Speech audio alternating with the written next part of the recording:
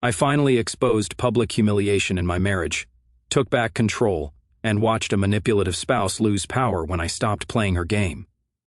It started innocently enough. We were at our usual spot downtown, the kind of place where conversations flow as freely as the wine. But then she began her routine right in front of everyone. She launched into this elaborate story about how I'd wasted money on what she called another one of my ridiculous investments. The table went quiet. This wasn't playful teasing between spouses. This was calculated. "He actually thought buying those stocks would make us rich," she said with that laugh that cut through the air like a blade. I told him it was stupid, but does he listen? Never. The friends around us shifted uncomfortably in their seats. This was the 4th time this month she'd done something like this in public. But here's the thing about being pushed too far. Something clicks. Something fundamental changes inside you.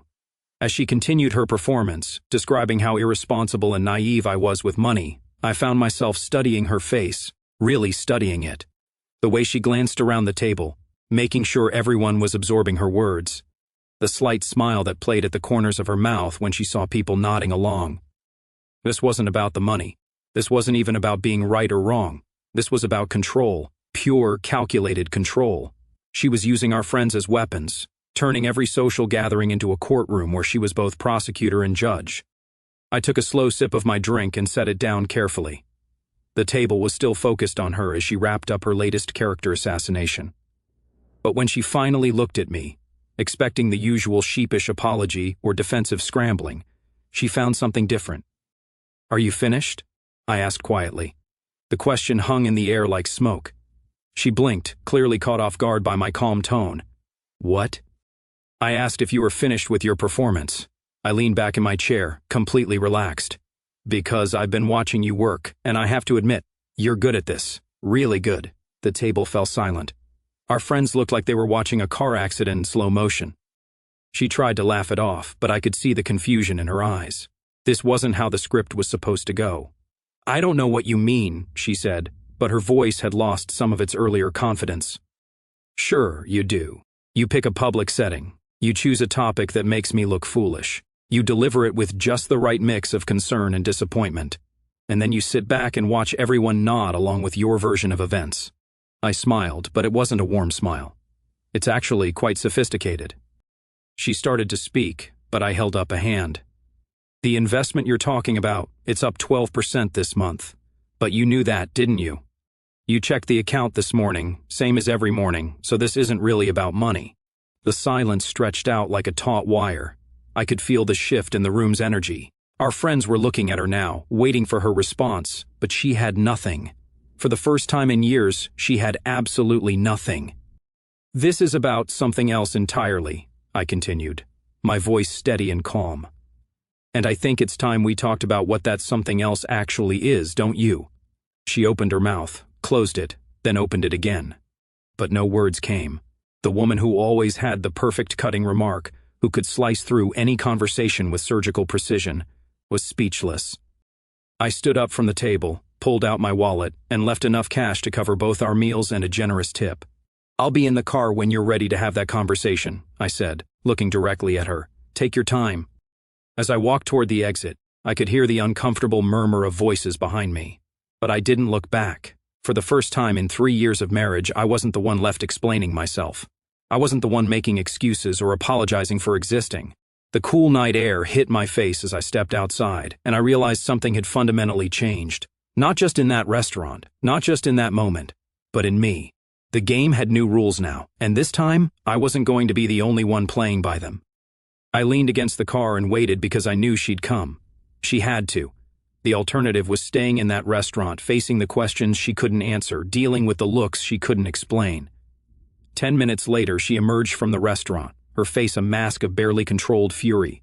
But underneath that anger, I could see something else, something I hadn't seen in years: uncertainty. The drive home was going to be very interesting. The car ride home was 20 minutes of pure silence. Not the comfortable kind you share with someone you love, but the heavy, suffocating kind that comes before a storm. She kept glancing at me, waiting for me to break first, to apologize, to fall back into the familiar pattern. But I just drove, completely calm, like nothing had happened. When we got home, she finally exploded. "What the hell was that back there?" I hung up my keys and turned to face her. That was me not playing along anymore. Playing along with what? I was just telling the truth about your stupid investment. No, I said, walking to the kitchen and pouring myself a glass of water. You were performing. There's a difference. She followed me, her heels clicking angrily on the hardwood floor. You embarrassed me in front of our friends. I almost laughed. I embarrassed you? That's rich. I took a slow sip of water and looked at her directly. Tell me, when was the last time we were in public and you didn't find some way to make me look foolish? She opened her mouth to argue, but I could see the wheels turning. She was trying to remember, coming up empty. Here's what's going to happen, I continued, setting down my glass. This stops, all of it. The public humiliation, the calculated put-downs, the little performances designed to make me look like an idiot. It ends now. You can't tell me what to do, she snapped. But there was something different in her voice, less certainty. I'm not telling you what to do. I'm telling you what I won't tolerate anymore. Big difference. The next few days were like living with a caged animal. She tested boundaries, looking for weaknesses, trying to find the old buttons to push. But every time she tried to slip back into the old patterns, I called it out immediately. No drama, no shouting, just calm observation. You're doing it again, I'd say when she started to criticize my choice of restaurant in front of the waiter. She'd stop mid-sentence, frustrated and confused. The real test came the following weekend at her sister's birthday dinner. Family gatherings were her specialty, her home turf, where she could really shine. I knew she'd try something and she didn't disappoint. We were all seated around the dining room table when she started her routine. You know, he's been acting so strange lately, she announced to the room, gesturing at me like I wasn't sitting right there. I think he's having some kind of midlife crisis. The family chuckled politely, but I could see them watching for my reaction. This was the moment. She was betting that I wouldn't challenge her in front of her family, that I'd revert to the old patterns. I smiled and leaned forward slightly. Actually, I've been thinking about that too, about strange behavior and patterns. I looked around the table, making eye contact with each person. Have you ever noticed how some people use public settings to say things they'd never say in private? It's fascinating, really. Her sister looked confused. What do you mean? Well, take criticism for example. In a healthy relationship, if you have a concern about your partner, you discuss it privately, right? But some people prefer an audience. They wait until there are witnesses before they share their concerns. I made air quotes, still smiling pleasantly. Her mother nodded slowly. That does seem unusual, right? It's almost like they're not actually trying to solve a problem or communicate. It's more like they're trying to... I paused, pretending to search for the right word, perform, create a narrative. My wife's face was getting red, but she couldn't interrupt without proving my point. The family was listening now, really listening. I mean, if someone really thought their spouse was having a crisis, wouldn't the loving thing be to talk to them privately? Maybe offer support. I took a sip of wine. Using it as dinner conversation seems, I don't know, strategic. Her father, who'd always been sharp, was looking at her now with new eyes. That's a good point. Communication should be private first. Exactly, I said, still maintaining that pleasant conversational tone. I actually brought this up with a colleague who's a therapist. She said that when someone consistently brings private matters into public forums, it's usually about control, not concern. The silence that followed was deafening. My wife was trapped. If she defended herself, she'd be admitting to the behavior. If she stayed quiet, the point stood unchallenged. Her sister cleared her throat. Well, that's certainly something to think about. Oh, absolutely, I agreed. I've learned so much about communication patterns lately. It's amazing how much clearer things become when you really pay attention to what people do versus what they say they're doing. My wife excused herself to the bathroom, and I knew she was regrouping, trying to figure out her next move. But the damage was done. Her family had seen the pattern, had it pointed out in a way they couldn't ignore. When she came back, she was quieter. The rest of the dinner passed without incident, but I could feel her watching me, reassessing, trying to figure out this new version of her husband who didn't just absorb her attacks anymore. On the drive home, she finally spoke. You think you're so smart, don't you? I think I'm tired of being treated like I'm stupid, I replied calmly. There's a difference. This isn't over. I glanced at her and smiled. No, it's not. But the rules have changed. You might want to adjust your strategy accordingly. She turned to stare out the window, and I could practically hear her mind working, plotting, planning her next move. For the first time in our marriage, I wasn't worried about what that move might be. Because I finally understood the game we'd been playing. And now that I knew the rules, I intended to win. She didn't waste any time. By Monday morning, my phone was buzzing with concerned messages from colleagues. Apparently, she'd been busy over the weekend, reaching out to people from my work, sharing her concerns about my recent behavior. The messages were almost identical. "Hey, your wife called, said, you've been stressed lately. Everything okay?" It was subtle but effective. She was painting me as unstable, unreliable, someone whose judgment couldn't be trusted. Smart move. If she couldn't control me directly anymore, she'd go for my professional reputation, attack my credibility before I could damage hers further. I sat in my office scrolling through the messages, and I had to admire the strategy. She'd learned from our previous encounters. No more direct confrontation where I could expose her tactics in real time. This was guerrilla warfare, hitting my reputation from angles I couldn't immediately defend. But she'd made one crucial mistake. She'd underestimated how well people actually knew me. By Tuesday, the narrative started falling apart. My boss called me into his office, not with concern, but with confusion. "Look, I don't know what's going on at home," he said, closing the door behind us. "But your wife called yesterday, very concerned about your mental state. Said, you've been making erratic decisions, acting unpredictably." I nodded calmly.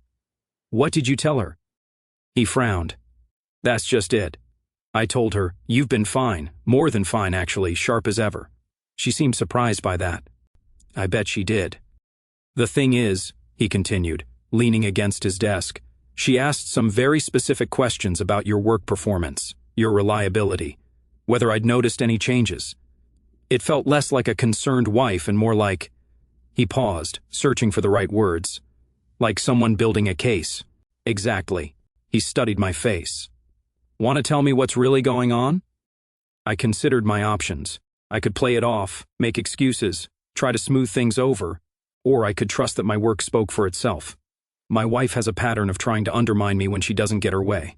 Usually she keeps it to social settings, but apparently she's expanding her reach. He was quiet for a long moment. "That's concerning."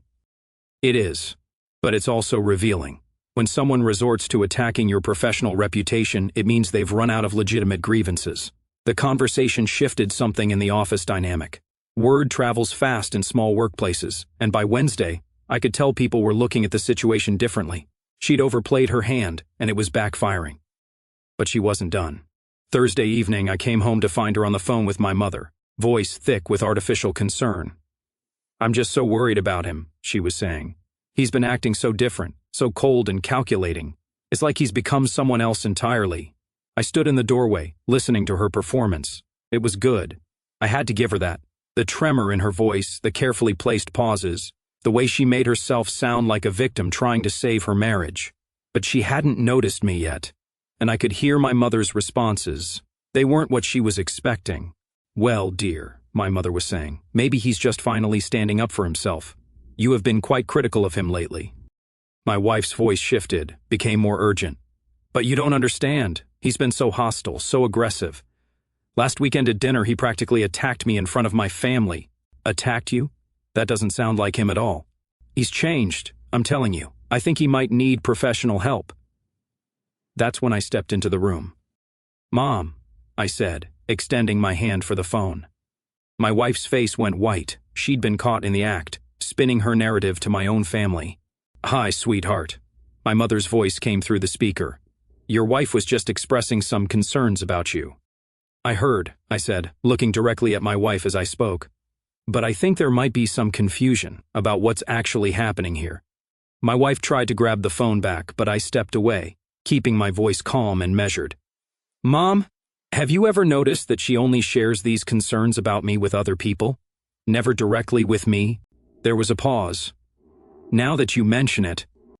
In fact, in the past month, every conversation we've had about our relationship has happened because I initiated it. She prefers to discuss our problems with everyone except me. My wife was making frantic gestures, trying to get me to stop, but I was just getting started. She called my boss this week, told him I was mentally unstable. She's been texting my colleagues, expressing concern about my judgment, but she hasn't asked me once how I'm doing or if there's anything bothering me. "That does seem backward," my mother said slowly. "It's because this isn't about concern, Mom. This is about control. When someone can't win an argument on merit, they try to discredit the other person instead. My wife finally found her voice. That's not true. I am concerned. I've been what? I interrupted, still holding the phone. Setting boundaries, refusing to be humiliated in public, calling out manipulative behavior when I see it. The silence stretched out. My mother could hear everything, and my wife knew it. Mom, I continued, I want you to do me a favor. Next time she calls you with concerns about my behavior, ask her one simple question. Have you talked to him about this directly? I guarantee you the answer will be no. After I hung up, my wife stood there shaking with rage. You had no right to do that. I had every right to defend myself against false accusations, which is exactly what those were. I wasn't making false accusations. You were trying to isolate me, turn my family and colleagues against me so that when people saw our conflicts, they'd automatically assume I was the problem. I sat down in my chair, completely relaxed. It's actually a pretty sophisticated manipulation tactic. Too bad it only works when the target doesn't recognize what's happening. She stared at me like she was seeing a stranger. Who are you? I'm the same person I've always been. The difference is I'm not pretending your behavior is normal anymore. She turned and stormed upstairs, slamming the bedroom door behind her. But I wasn't worried. Her network was crumbling. Her tactics were exposed. And people were starting to see the real dynamic in our relationship. The hunter had become the hunted, and she was running out of places to hide. Friday morning brought a new level of desperation. I woke up to find her sitting at the kitchen table with bank statements spread out like battle plans. She looked up when I entered, and I could see she'd been crying. Real tears this time, not the performed variety. We need to talk, she said, her voice shaky but determined. I poured myself coffee and sat across from her. I'm listening. I've been thinking about our finances, and I'm worried. Really worried. She gestured at the papers. Maybe we should separate our accounts just temporarily until you get some help. There it was.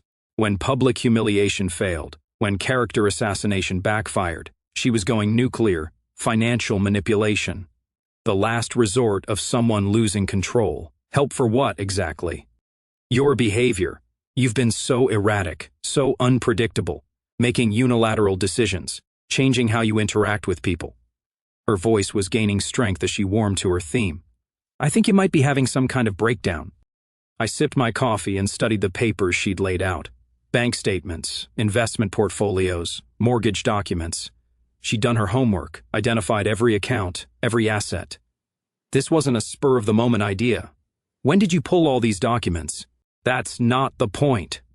The point is, no, that is exactly the point. I leaned forward. These statements are from 3 different banks, our investment account, which you never touch. Even the mortgage paperwork from 2 years ago. This took planning. She shifted uncomfortably. I was just being thorough. No, you were preparing, building a case. How long have you been working on this contingency plan? The question hung in the air like smoke. She couldn't answer without admitting she'd been planning financial warfare while pretending to be a concerned wife. I stood up and walked to the window, looking out at our neighborhood.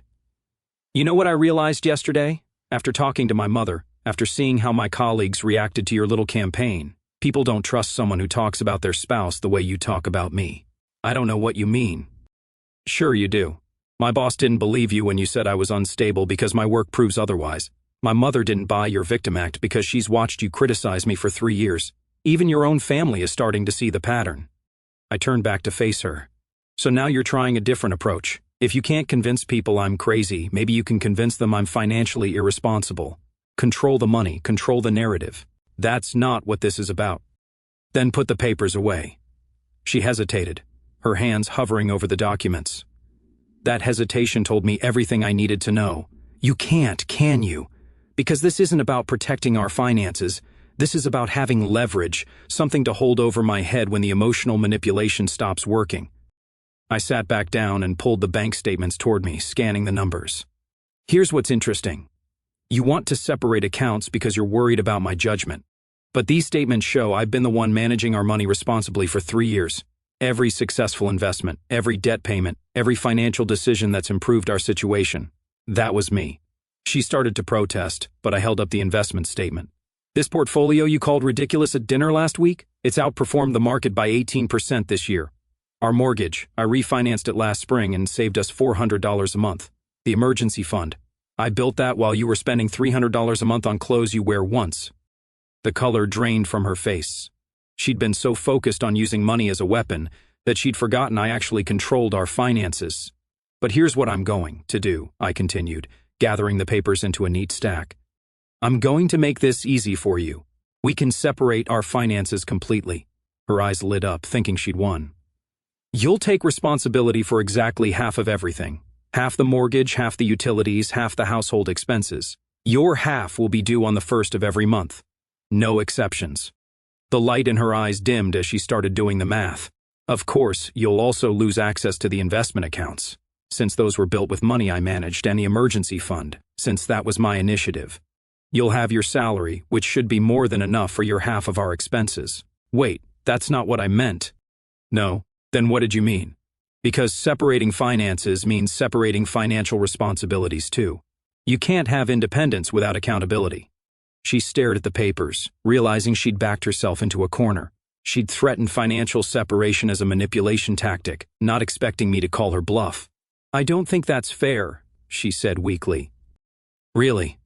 You just told me you were worried about my financial judgment. Now you're saying you don't want to be financially independent. Which is it? The trap was perfect. If she backed down, she'd be admitting the whole thing was a manipulation. If she went forward, she'd be taking on financial responsibility she wasn't prepared for. I need time to think about this, she finally said. Of course. Take all the time you need. I stood up and handed her the stack of papers. But while you're thinking, maybe consider this. Every manipulation tactic you've tried has not only failed, but made your position worse. The public humiliation backfired and exposed your behavior. The character assassination campaign turned people against you. And now this financial threat has given me a reason to separate our accounts completely. I headed toward the door, then paused. It's almost like fighting fair would have been the better strategy all along. She sat there, staring at the papers, surrounded by the evidence of her own miscalculations. For someone who thought she was playing chess, she made an awful lot of checker moves. The weekend was quiet. She stayed in the bedroom most of Saturday, making phone calls I couldn't quite hear, but could certainly imagine. Sunday morning, I found her at the kitchen table again, but this time she looked defeated. I don't want to separate our finances, she said without looking up. I figured as much, but the offer stands. Anytime you feel I'm not managing our money responsibly, we can revisit it. She nodded, but I could see the wheels still turning. She wasn't giving up, just regrouping again. The woman who'd once controlled every conversation, every social dynamic, every aspect of our relationship was running out of weapons. But cornered animals are often the most dangerous. I had a feeling her next move would be her most desperate yet. The final blow came at what should have been a routine neighborhood barbecue. 3 weeks had passed since the financial threat backfired, and I could sense her desperation growing. She'd been quieter at home, but I knew that silence meant she was planning something bigger. She found her opportunity when our neighbor brought up the community fundraiser for the local school. The conversation naturally turned to volunteering and civic responsibility, and I saw the gleam in her eyes. This was it. Her grand finale. You know, she said, loud enough for the entire patio to hear, I wish I could count on my husband to help with community things, but he's become so selfish lately. Everything has to be about him. The group fell silent. After weeks of failed manipulation attempts, she was going back to her original playbook, but cranking it up to 11. Just last week I asked him to help my elderly neighbor with her groceries, and he refused, said he was too busy. She shook her head sadly. I don't know what happened to the man I married. This was her masterpiece, public, devastating, and completely fabricated. She was betting that no one would fact-check a story about helping elderly neighbors, but she'd forgotten one crucial detail. Mrs. Patterson, I called out, looking across the yard to where our elderly neighbor was sitting with her daughter. Mrs. Patterson looked up, confused. Yes, dear. Could you come over here for a second? My wife just told an interesting story about last week, and I think you might want to hear it. The color drained from my wife's face as Mrs. Patterson walked over, her daughter following curiously behind. What's this about groceries? Mrs. Patterson asked, looking between us. I smiled calmly. My wife just told everyone that she asked me to help you with groceries last week, and I refused because I was too selfish and busy. Mrs. Patterson frowned.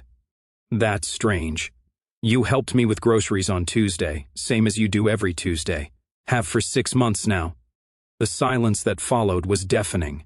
Every person at that barbecue was staring at my wife, waiting for an explanation that would never come.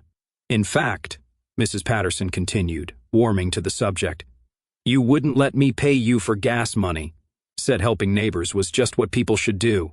Her daughter nodded. "Mom's told me about how helpful you've been. Always so reliable." My wife's mouth opened and closed like a fish gasping for air. She'd been caught in a lie so blatant, so easily disproven, that there was no way to spin it. "I think there's been a misunderstanding," she finally managed. "No misunderstanding," I said quietly. "You made up a story to make me look bad in front of our neighbors. The same way you made up concerns about my mental health to my colleagues. The same way you exaggerated our financial situation to justify separating accounts. The neighborhood barbecue had become a courtroom, and she was the defendant without a defense. The thing is," I continued, addressing the group but keeping my voice conversational, "when someone consistently lies about their spouse in public, it says more about them than it does about the spouse." The host of our neighborhood's barbecue cleared his throat awkwardly. "Maybe we should talk about something else." "Absolutely," I agreed. "I think we've all learned enough about character for one evening." As the group dispersed into smaller conversations, my wife stood frozen in place. She played her final card and not only lost the hand but revealed herself as a cheat to everyone at the table. Mrs. Patterson patted my arm before walking away. "Some people just can't stand to see others happy," she said, loud enough for my wife to hear. The drive home was silent, but it was a different kind of silence than we'd shared before. This wasn't tension or anger. This was the quiet that comes after a storm has passed, and the damage is being assessed. "You've destroyed everything," she said as we pulled into our driveway. "No," I replied, turning off the engine. "I defended myself against lies. There's a difference." She sat there for a moment, staring at our house like she was seeing it for the first time. "People will never look at me the same way again." "That's true, but that's not my fault. That's the natural consequence of your choices. What happens now?" I looked at her. This woman who'd spent 3 years trying to control me through public humiliation and felt something I hadn't experienced in a long time, complete calm. "Now you decide who you want to be, the person who learns from this and changes, or the person who keeps fighting a war she's already lost." She got out of the car without another word, and I knew the decision had already been made. 3 days after the barbecue incident, she came downstairs with 2 suitcases. I was reading the morning paper when she appeared in the kitchen doorway, looking smaller somehow than she had in years. "I'm going to stay with my sister for a while," she announced, setting the bags down. I folded the paper and looked at her. "How long is a while?" "I don't know, maybe permanently." Her voice was flat, defeated. "I can't live like this anymore." "Like what?" "Like everyone sees through me. Like I can't say anything without people wondering if it's true." She sat down across from me but wouldn't meet my eyes. "Do you know what my sister said when I called her?" She asked if the story about Mrs. Patterson was another one of my exaggerations. I nodded. "Your family's not stupid. They've been watching this pattern for years, just like everyone else." "So what, you win? Is that it?" "This was never about winning. This was about respect. Mine and yours." She looked up sharply. "What do you mean, mine?" "You think anyone respected the woman who constantly tore down her husband in public? You think people admired someone who lied about helping elderly neighbors? You didn't just damage my reputation, you destroyed your own." The truth of it hit her like a physical blow. She'd been so focused on controlling the narrative that she'd never considered how the narrative made her look. "I never meant for it to go this far," she said quietly. "Yes, you did. Every time I tried to address it privately, you escalated. Every boundary I set, you tested. This is exactly as far as you meant for it to go." She was quiet for several minutes, staring at her hands. When she finally spoke, her voice was barely a whisper. "What if I changed? What if I stopped?" "Then you'd be a different person than the one who packed those bags." I gestured toward her suitcases. "But change isn't something you do for other people. It's something you do for yourself. And us? Is there an us to save?" I considered the question seriously. "That depends on whether you can live with a husband who won't be your punching bag anymore, who won't tolerate public humiliation or manipulation, who calls out lies the moment they're told." She winced. "You make me sound horrible." "I make you sound like someone who used shame as a weapon, because that's what you did." She stood up abruptly, grabbing her suitcases. "Maybe some space will be good for both of us. Maybe it will." At the door she paused. "What will you tell people when they ask where I am?" The truth, that you're taking time to think about what kind of person you want to be. She flinched again, but nodded. And if I decide I want to come back, then we'll have a conversation about what that looks like. But it won't look like the last 3 years. After she left, I sat in the quiet house and realized something remarkable. For the first time since we'd gotten married, I felt peace. Not happiness, not satisfaction, but genuine peace. My phone buzzed throughout the day. Word traveled fast in our circle, and people wanted to know what happened. I kept my responses simple and honest. She was taking time to figure things out. We were both taking time to figure things out. Mrs. Patterson called that evening. I heard she moved out. You doing okay, sweetheart? I'm doing fine, Mrs. Patterson. Thank you for asking. Good. You know, I never said anything before, but that girl never seemed happy unless she was making someone else miserable. Well, she'll have plenty of time to work on that now. 2 weeks later, she called. I've been thinking about what you said about change, and I started seeing someone, a counselor. She says, I have issues with control and self-worth. That sounds like a good start. She also says that the way I treated you was emotionally abusive. I was quiet for a moment. What do you think? I think she's right, and I think I need to do a lot more work before I can be anyone's wife. That takes courage to admit, not as much courage as it took to finally stand up to me. 3 months later, the divorce papers were signed, amicable, fair, and final. She kept the house in the settlement, but I'd already bought a place closer to downtown anyway. At the final hearing, she approached me outside the courthouse. I wanted to thank you, she said. For what? For not letting me destroy myself completely. If you'd kept taking it, I would have kept getting worse. I nodded. Take care of yourself. You too. And I'm sorry for all of it. As I drove away from the courthouse, I thought about the man I'd been 3 years ago. Someone who accepted disrespect as normal, who apologized for existing, who let himself be diminished in public for the sake of keeping peace. That man was gone. In his place was someone who knew his worth, who demanded respect, and who understood that real strength isn't about avoiding conflict. It's about knowing when to fight and how to win. The woman who tried to use shame as a weapon had learned a hard lesson. Sometimes the person you're trying to break is stronger than you think, and sometimes they're just waiting for the right moment to prove it. Our story has come to an end. If you've made it this far, how about subscribing to our channel? It helps us immensely.